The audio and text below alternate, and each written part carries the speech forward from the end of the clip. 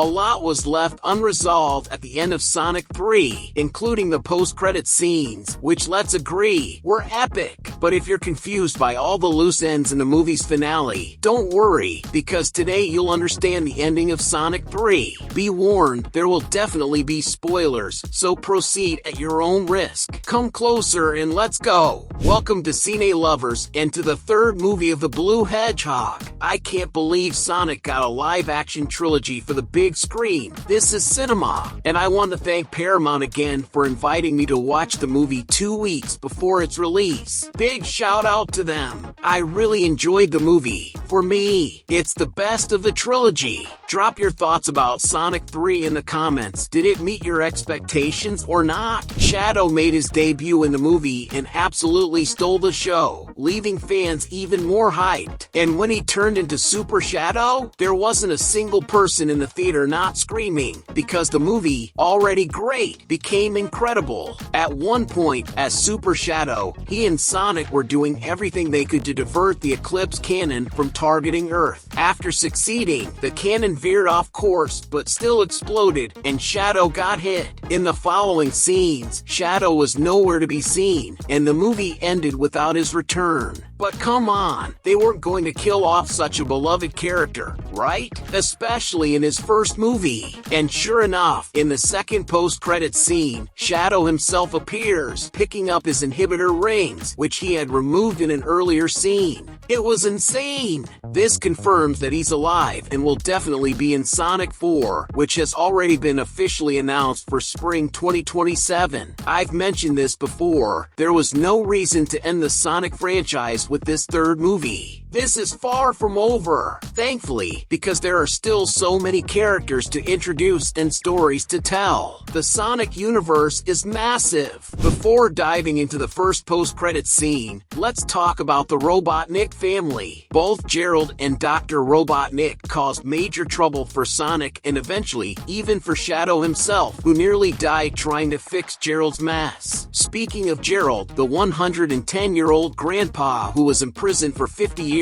and later returned with a mission to avenge his granddaughter Maria's death, became furious when Robotnik, his other grandson, turned against him. Things got intense. Gerald tried to kill Robotnik, and Robotnik tried to kill his grandfather. In fact, Robotnik ended up really killing Gerald. During their fight, Robotnik stabbed Gerald with one of Sonic's quills, giving him a massive electric shock, and Gerald fell into an energy current inside the ship. That was it for him. He died like a bug. But before that, and just before Shadow sacrificed himself, Robotnik became the hero of the moment and sacrificed himself as well. This part left a few questions hanging, like why he stayed on the ship until the end instead of trying to escape, or why Robotnik decided to save the world. After all, he really did save planet Earth. Well, Robotnik had his redemption arc. He was the villain for 2.5 movies, but then decided to change his ways. He even says, if I couldn't conquer the world, maybe I can try saving it. And that's exactly what he does. He feels partly responsible for everything that happened.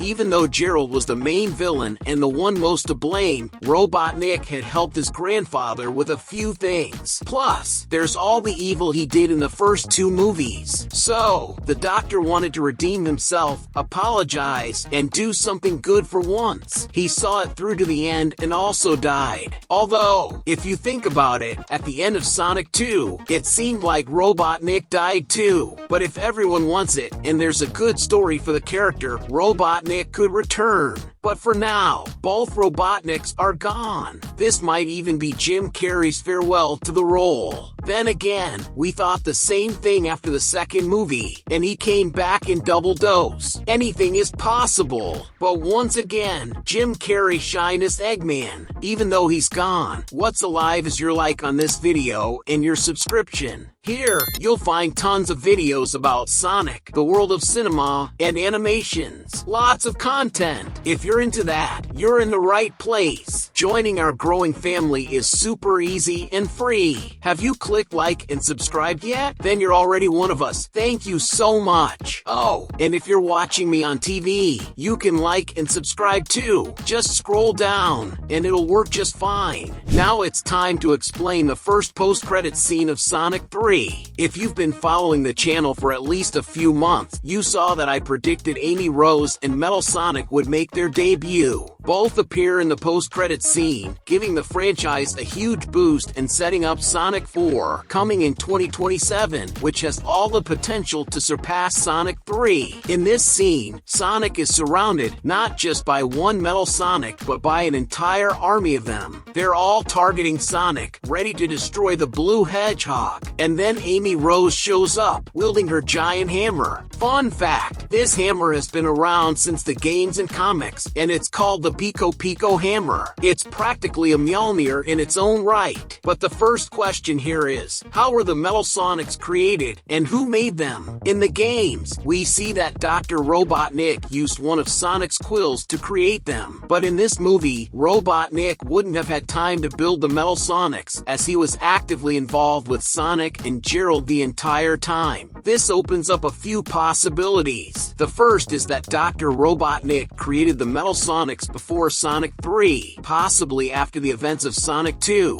and left the robots inactive, waiting for the right moment to deploy them. Even after Robotnik's death, the Metal Sonics could have gained their own consciousness and rebelled, aiming to defeat Sonic. This happens in the comics and games. The Metal Sonic carries on Robotnik's legacy, not out of loyalty, but because it seeks to dominate even its creator. Amy is the one who uncovers Metal Sonic's plans, so the story of the fourth movie might head in this direction. The second possibility is that Agent Stone continued Robotnik's work and completed the Metal Sonic project. However, this seems less likely since Agent Stone wouldn't have much motivation to finish the project and take down Sonic. By that point, he was already feeling down, disheartened by Robotnik's actions toward him, and had even developed a slight camaraderie with Sonic and the team. His arc seems to have been wrapped up. To me, the first possibility is more plausible because it aligns with the post-credits scene and has already occurred in the Sonic universe. With Sonic 4 already confirmed, Idris Elba, the original voice of Knuckles, has expressed interest in a spin-off featuring Knuckles and Shadow, possibly as a series. While neither Paramount nor Sega has confirmed anything yet, it might happen in the future. What's clear is that this franchise about the world's most famous hedgehog is far from over, and I couldn't be happier about it. The Sonic universe still has so much to explore and adapt for the big screen. And while you're riding the hype wave of Sonic 3, I've made a ton of videos for fellow fans to check out. Click on them. I'm sure you'll discover a lot of things about Sonic and his universe that you didn't know before. Thank you so much for watching, and I'll see you in the next video here on Cine Lovers.